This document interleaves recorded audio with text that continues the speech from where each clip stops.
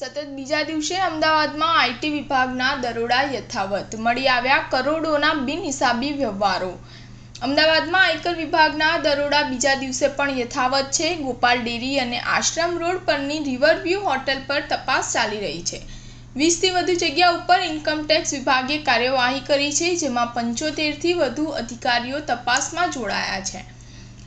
દરોડામાં કરોડો રૂપિયાના બિનહિસાબી વ્યવહારો પકડાયા છે। ગોપાલ ડેરીના બિનહિસાબી વ્યવહારો તપાસવા ટેકનિશિયનો અને નિષ્ણાતોની મદદ લેવાઈ છે। આ સાથે જ ઇન્કમટેક્સ વિભાગે 20થી વધુ બેંક એકાઉન્ટ સીઝ કર્યા છે। લોકસભા ચૂંટણી પહેલા જ ગુજરાતમાં આઈટી વિભાગે મોટી કાર્યવાહી કરી છે। અમદાવાદમાં બિનહિસાબી વ્યવહારો પકડાયા છે। શહેરના હોટલ અને ડેરી વ્યવસાય સાથે સંકળાયેલા ગ્રુપ પર આવકવેરા વિભાગે દરોડા પાડ્યા છે। નોંધનીય છે કે અગાઉ આવકવેરા વિભાગ દ્વારા બિલ્ડર લોબી અને જ્વેલર્સને ગ્રુપ પર દરોડાની કાર્યવાહી કરવામાં આવી હતી।